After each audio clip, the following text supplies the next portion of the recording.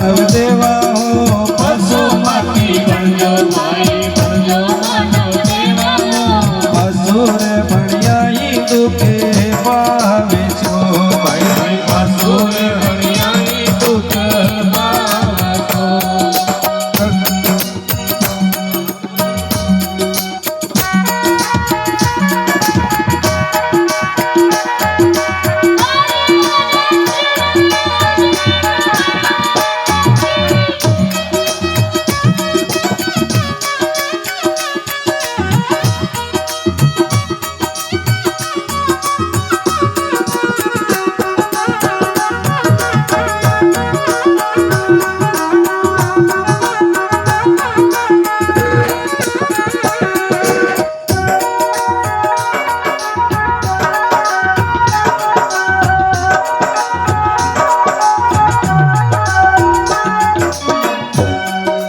कड़वा मती बोलो भाई कड़बोलियो छे देवो कड़वा मती बोलो भाई कड़बोलियो से देवो बोली से महाभारत रात लो ये बोली से महाभारत से तो रात दो पशुमती बनजो भाई बनजो मानव देवा हो पशुपति बनजो भाई बनजो मानव देवा हो असुर बढ़िया ही दुखे पावे छो ये मधुरे बढ़ियाई दुख पावतो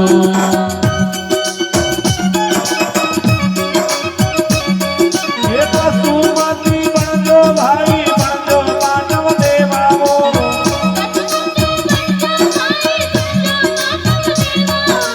अरे पशुरे बढ़ियाई दुख पावतो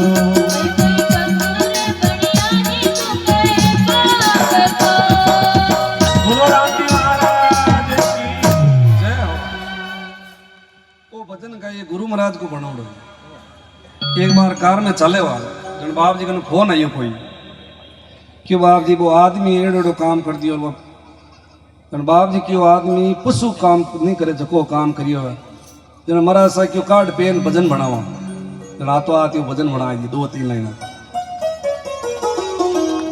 तो इस प्रकार शब्द होंगे को महाभारत राचियो 12 साल को वनवास हुई 1 साल को अज्ञातवास हुई और कितने जीवों की जितना आदमी तोप तलवारों खत्म नहीं हुए वे केवल और केवल एक शब्द हुआ करे इसलिए शब्द संभाल के बोले फिर राशि युवा वर्णन कम करेंगे आगे परीक्षित ने कहा कि गुरु आप कहते हो दीन बंधु समदद करे वार वार ऐसा कौन दीन बंधु है भगवान कैसे दीन बंधु है ये मेरे को समझाइए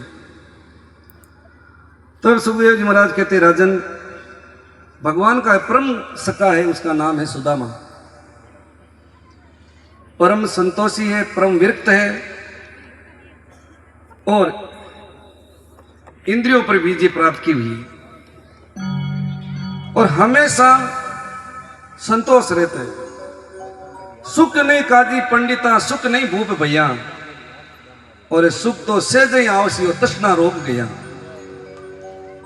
वो तृष्णा जब तक नहीं मिटी जब तक सुख शांति नहीं मिले एक छोटी बात क्यों समझने वास्ते एक भिखारी हो दूसरा भिखारी ने की हो कि वो थारे अगर 5 करोड़ की लॉटरी खुले तो तू काई करे और वो भिखारी की अगर मारे 5 करोड़ की लॉटरी खुल जावे तो मैं बढ़िया भड़ो मींदर और बट एक में बैठो बैठो भीख मांगू जनबा कटे भूख कट मिटी बट सबला सामने मांग तो मंगता पड़ो नहीं मिट्यो कहने भाव है नहीं तो कहते भाई मारे 5 करोड़ लॉटरी खुल जी तो मैं अच्छो काम करूँ भीख मांग छोड़ दे हूँ कि मींदर बना और एक में भीख मांगू आदत कौन जावे तो ऐसे ही सुदामा जी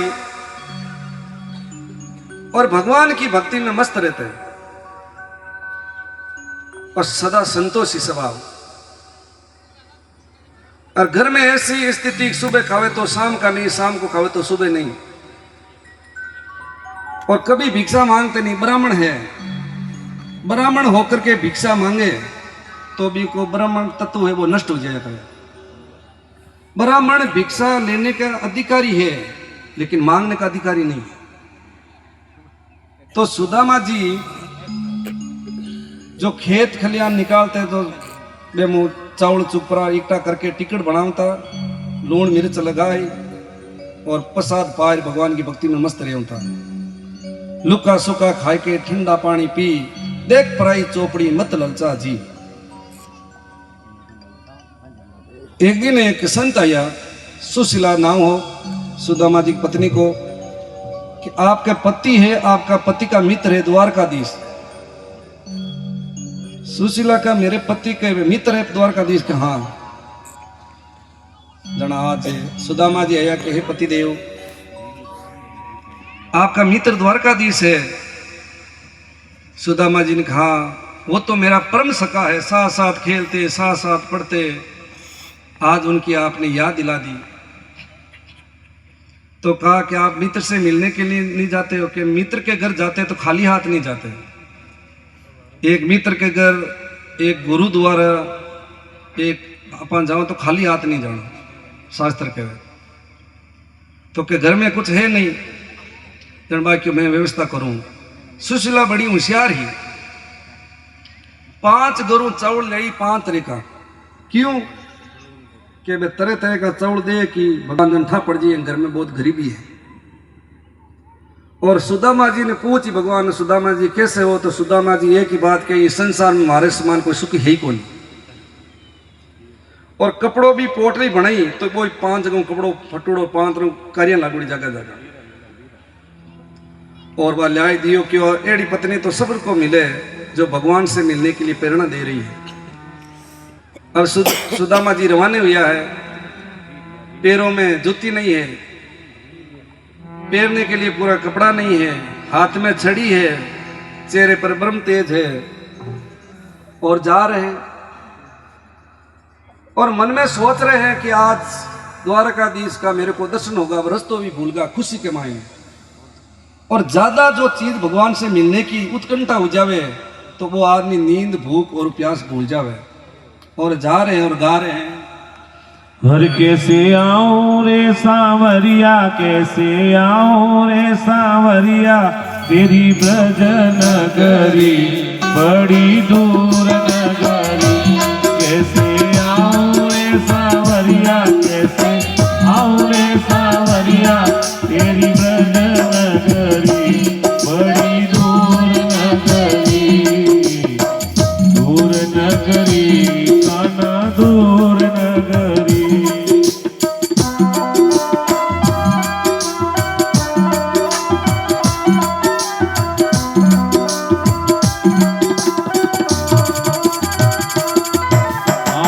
रात में आऊं तो गाना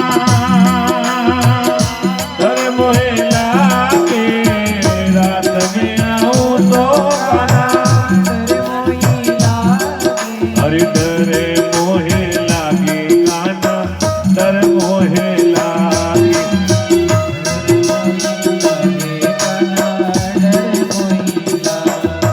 ये दिन में आऊं तो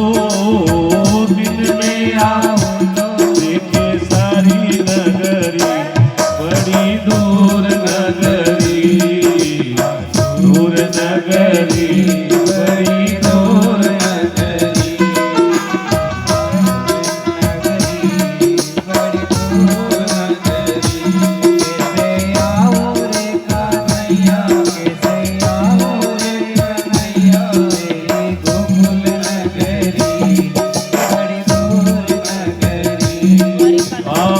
तेरी नगरी में काना चोर बसत है, तारी नगरी में काना चोर बसत है।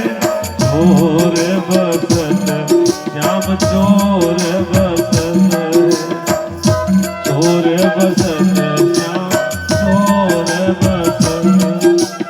अरे लूट लेवे मेरी सारी नगरी बड़ी दूर नगरी।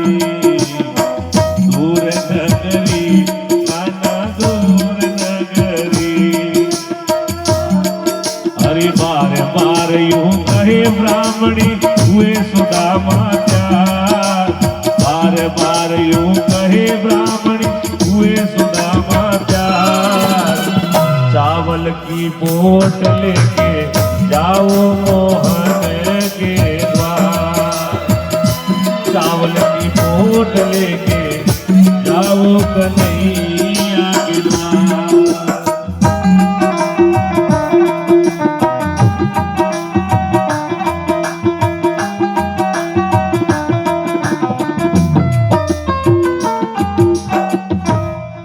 बोलो राम।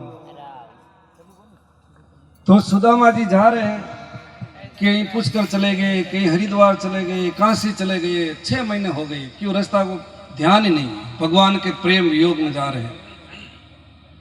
जाते जाते और तो ठीक है, सामने आ गई नंदी।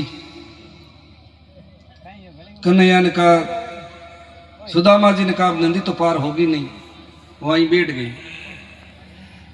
इतने में एक नाव वाले आए, अरे भाई किसी को उस पार जाना है तो नाव में आकर के बैठ जाओ। सुदामा जी दौड़ करके उस नाव के अंदर बैठ गए। उस नाविक ने बोला, पास में कुछ है, कैसे बैठ गए? सुदामा जी वापस उतर गए कि मेरे पास में कुछ है नहीं, ऐसे आप पार लगाओ नहीं तो हमको जानो ही नहीं। वो कौन थे? नाविक बनकर का ये है भगवान, भगत के लिए। तो नाविक रूप भगवान ने कहा, जो आप जैसे संत होते हैं, ब्राह्मण होते हैं, उससे पैसे नहीं लेते हैं, उनको ऐसे ही पार लगाते हैं, बैठो। सुदामा जी बैठे हैं और नाविक का रूप धारण कर द्वारकाधीश कृष्ण कन्हैया मुस्कुरा रहे हैं। सुदामा जी ने कहा, रे क्यों रे नाविक, क्या देख रहा है, किस लिए हंस रहा है? क्या आप कहां जा रहे हो? सुदामा जी ने कहा, मेरे परम सखा है द्वारकाधीश, उससे मिलने के लिए जा रहा हूं। भगवान ने कहा, वाह, आपका मित्र द्वारकाधीश, कहां द्वारकाधीश है? अरे वो वस्त्र को नहीं देखे, वो तन को नहीं देखे है, मेरा कृष्ण कन्हैया तो मन को देखे है। मन कैसा है? भगवान के आंखों में आंसू छलक पड़े, पूरी दुनिया बदल चुकी है, लेकिन मेरा सुदामा नहीं बदला, वही स्वभाव। उस तीर पर ले जा करके जैसे निकले कि थक गई, आधी धोती वो ओढ़ ली, मिट्टी का जो ढेला था उनका तकिया बना लिए और सो गई। भगवान ने सोचा इस हिसाब से पहुंच नहीं पाएंगे, योग माया को आदेश दिया और सोते सोते ही कृष्ण कन्हैया को द्वारका के सामने लेकर सुला दिया। जैसे ही सुदामा जी की आंख खुली कि अरे हमने तो कहा कि बहुत दूर है अभी, तो पूछा कि ये द्वारका है क्या? यही द्वारका है। तो द्वारपालों के पास जाकर के कहा,